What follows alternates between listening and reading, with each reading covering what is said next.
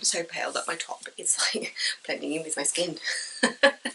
Hello everybody, welcome back to the channel. If you have not been here before, my name is Debbie and I read a lot of books.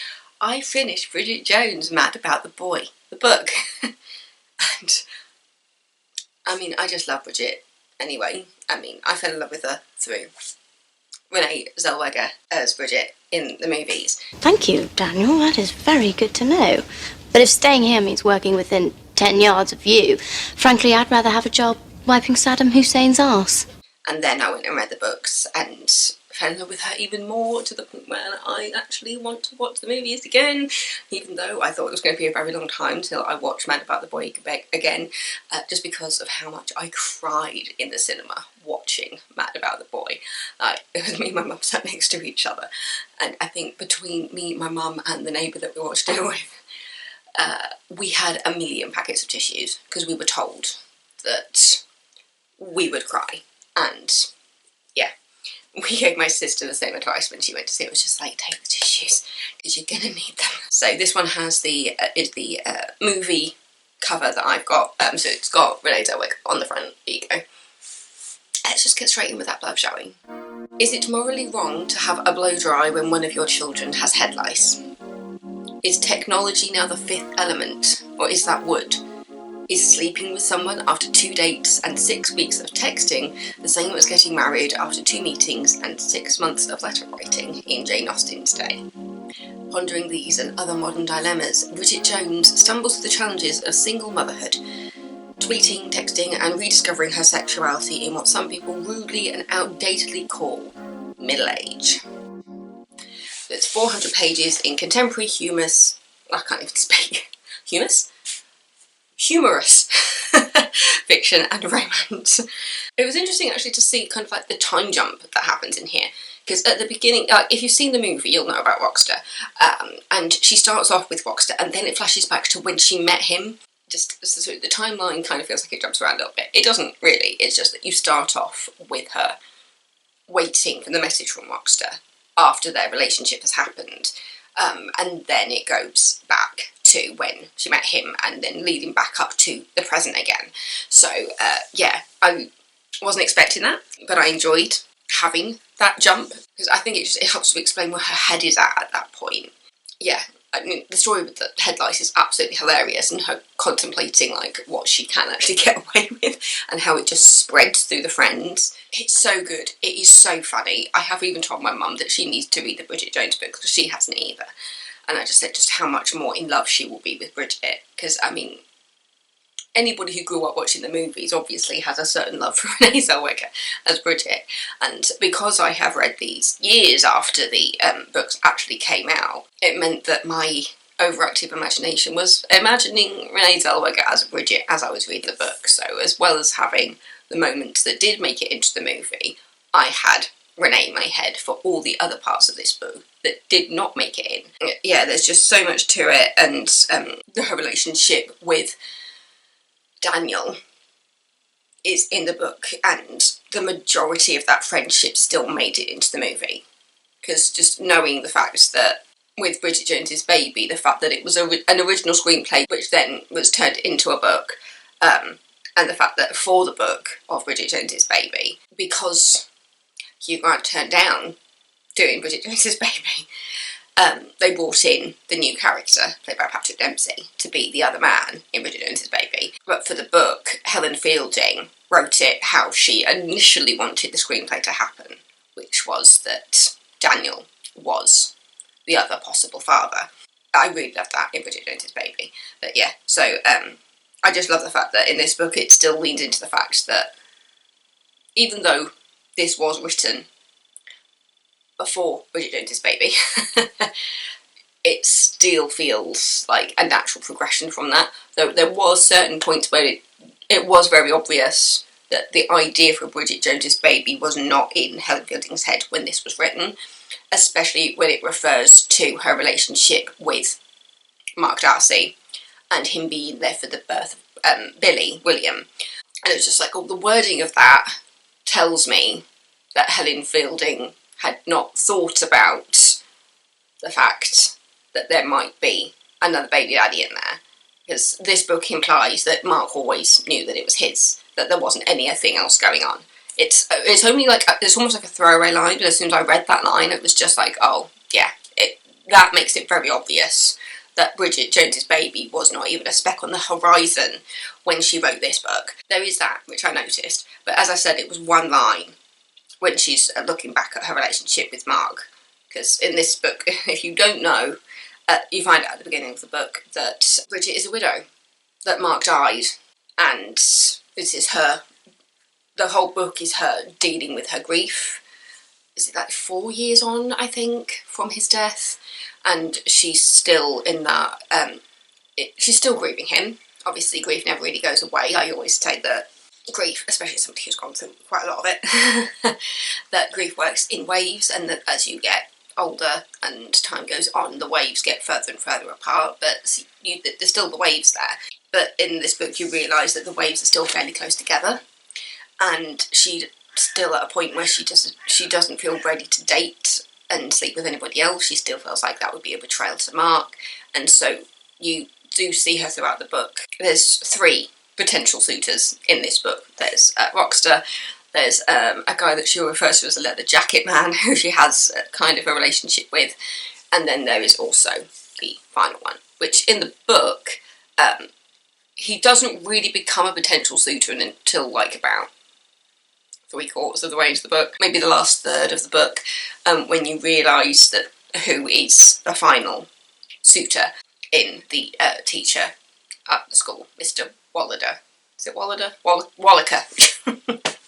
And obviously, because of the movie, I had in my mind the actors. There's a pretty epic moment when Bridget finally sees Mr. Wallaker in a new light, and that's when a entitled father decides to drive up to a school ground which he's not supposed to, and crashes the car and puts a lot of kids in danger, that Mr. Wallaker turns into the superhero that Bridget realised she needs in her life. But yeah, it's so much fun just throughout the book, just seeing Bridget just handle being a single mum and realising that, as I said throughout all of this, that nobody is perfect, everybody's going through something, everybody has their blonde moments. I can say that, I'm a natural blonde. This is not my natural hair colour, I just like being red.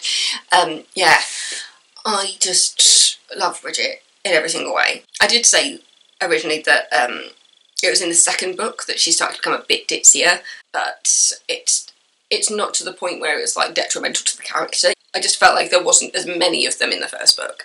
Like, as the books have gone on, you do realise that, you know, she's not perfect, which is the point, even though Mark says that she is, you know, she's perfect as she is, which I like that, because it's just like, she doesn't need to change, like, who she is who she is, and if people can't handle that, fuck them. But yeah, it just reminds you that for Bridget, I mean, I think for the movies, they didn't concentrate on her weight as much, but she is, in the book, she is still kind of chronicling her weight a little bit, and it's not in every single section like it used to be, so it's not like her 100% focus anymore, her weight, but it is still something that she thinks about having had children, which isn't referred to in the movie. So I'm kind of glad that for the movie they were just like, no, she's at a goal weight, that's not something that's on her horizon anymore, you know, she's dealing with being a single mum, she's dealing with the fact that she is a widow, she is dealing with the fact that she is still going through grief and trying to figure out how she can be respectful to his memory while still moving forwards. So yeah, this is a story about grief and handling things when you don't feel in control. And there is actually a character in the book who she talks to.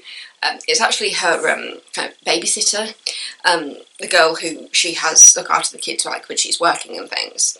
And there's a point in the book, it's actually towards the end actually, but I don't mind mentioning this. Young girl Chloe comes home and is just like, oh, I always thought, you know, my boyfriend just broke up with me because I'm perfect and because I'm too perfect. And she's like, I don't want to be too perfect and all this sort of stuff. And Bridget said, look, you're not perfect, you know. I was scared that you were, and that was something slightly intimidating, but don't worry, you're not perfect. And Chloe looks at Bridget and says, I always thought that you were perfect. So it's that whole thing about how people look at each other and think everybody else has got their shit together when nobody does. Nobody does. And I just thought that was a really nice moment between Bridget and Chloe of realising that they both looked at each other and thought, oh, this person is perfect, you know, they've got all their shit together and all this. And then when they finally had a conversation and they realised that neither of them are perfect, they don't want to be perfect, and that perception has just really affected the way that they look at each other and the way they live their lives. But yeah, I just thought that was a really nice special moment between Bridget and Chloe in the book. I just loved it. It was totally laugh out loud. And there's so much more I could say about this book, but I just think that just like, if you have not read the Bridget Jones books, read them. There's so much more to it than you think there is. And coincidentally, I've actually been listening to an audio book, which is the 40-something fuck up, Confessions of a 40-something fuck up by Alexandra Potter. There was a second one. And I've just finished listening to that one, and it's described as the new Bridget Jones, and I can totally imagine it as being like Bridget with a podcast, because that's kind of what it feels like. It's a completely different story, but it has that element of Bridget. Yeah, I just found it fun that I was listening to that while also reading this book, and it's just like Bridget Jones of the new age type thing. But yeah, I loved it. So yeah, if you like Bridget Jones, I do recommend the 40-something fuck up books about Alexandra Potter, because they're just so good and so funny as well. But yeah, I just adore Bridget. I love her friendship with Darcy, because she admits, like, she knows he's a womanizer, he knows everything about him, and she still likes him for who he is. It's like that lovable rogue situation. Like, you're reading stuff, you're just like, I feel like almost every family has somebody like that. Maybe it's only because I know that there is one in my family. He's no longer with us, but at his funeral, my Uncle Brian, all the ex-girlfriends were there, and they all got along really well. And we just found that hilarious. So yeah, it's that lovable rogue situation when it comes to Daniel Cleaver, and I just love the fact that even knowing that, she still trusts him with her children, and he does have a good relationship as the godparent. Yeah.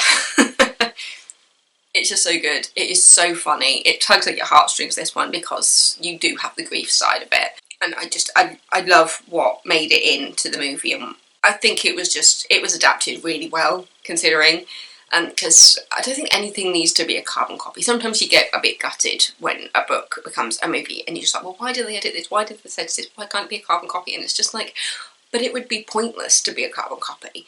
They need to make it something slightly different so that the book readers have something to be excited about in seeing their favourite moments, making it onto the big screen, but then also having something new to bring them in as well. It was just wonderful. I enjoyed it so much. Bridget Jones, mad about the boy, just... it's brilliant. It's brilliant for a reason. There's a reason it's kind of become a classic at this point. And yeah, Bridget Jones, mad about the boy. I loved it. I loved it so much. So yeah. Thank you so much for watching. Don't forget to subscribe, and I will see you next time with another video. I love you all. I'm now going to have a cup of tea. Yeah. If the sun is still out, I hope you're enjoying it, because at this point we are going through a heat wave, and anybody who knows the UK knows that we do not have aircon, so we're all just suffering in the heat. Yeah. I love you. Take care. See you next time. Bye. I can't say that. Yeah, I am now going to take this cardigan off because I'm absolutely boiling, but I knew that if I didn't, I would look naked. Because this is a strong stuff. Yeah.